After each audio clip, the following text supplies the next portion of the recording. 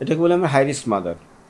যদি ডায়াবেটিস থাকে, তারপরে হার্ট ডিজিজ থাকে, ব্লাড প্রেশার থাকে, কিডনি ডিজিজ থাকে, অনেক ধরনের ডিজিজ থাকতে পারে, এগুলো সব হাই রিস্ক মাদার। তো এইটা ডায়াগনোসিসটা কখন হবে, আইডেন্টিফাই কখন হবে? ওই যে অ্যান্টিনাটাল চেক আপের সময়। এরকম হলে অবশ্যই আমাদের সতর্ক বার্তা হলো ডেলিভারিটা এমন একটা জায়গায় হতে হবে, যে কথা আমি শুরু করেছিলাম, ইন ইউটেরো ট্রান্সফার, মা সহ, মায়ের গর্ভে যখন শিশু, ওই অবস্থায় এমন একটা হসপিটালে ডেলিভারি করতে হবে যেখানে ভালো অফ সার্ভিস, মানে অবস্টিটিশিয়ান সার্ভিস, আই মিন ভালো অবস্টিটিশিয়ান আছেন, এবং সেখানে যেন ভালো নিওনাটাল সার্ভিসটা থাকে, নবজাতকের সেবাটা যেন সেখানে থাকে। সো এটা হলো খুব ইম্পর্টেন্ট।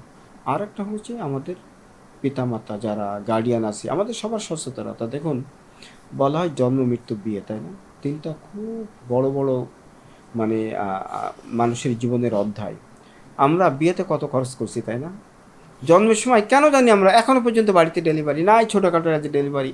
কিন্তু আমি তো মনে করি সবচেয়ে বেশি এমফাসিস দেওয়া হলো মানুষের ডেলিভারির সময়। কারণ ডেলিভারিটা যদি ভালো জায়গায় হয়, ভালো হাতে হয়, তো ওই বাচ্চাটা সারা জীবনের জন্য কিন্তু সুন্দর একটা নিরাপত্তা, সুন্দর একটা জীবন শুরু হলো তার, কিন্তু একটা গুড স্টার্ট দিয়ে। আর ওখানে যদি একটু ক্ষতিগ্রস্ত হয়ে গেল, আপনি চিন্তা করেন বিশাল একটা বট গাছ যখন ছোট্ট দুটো পাতা নিয়ে মাটির নিচে থেকে গজালো, ও যদি একটু ক্ষতিগ্রস্ত হয়ে যায়, এবারে আর কখনোই বড় একটা গাছ হতে পারবে? পারবে না কিন্তু।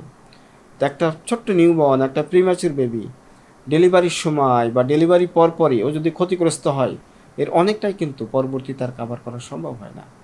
সো ডেলিভারিটা ভালো জায়গায় হওয়া, যেখানে মায়ের সেবা এবং নবজাতকের সেবাটা এনশিওর করা যায়, এটা, এই পরামর্শটা আমাদের পক্ষ থেকে সবার কাছে থাকবে।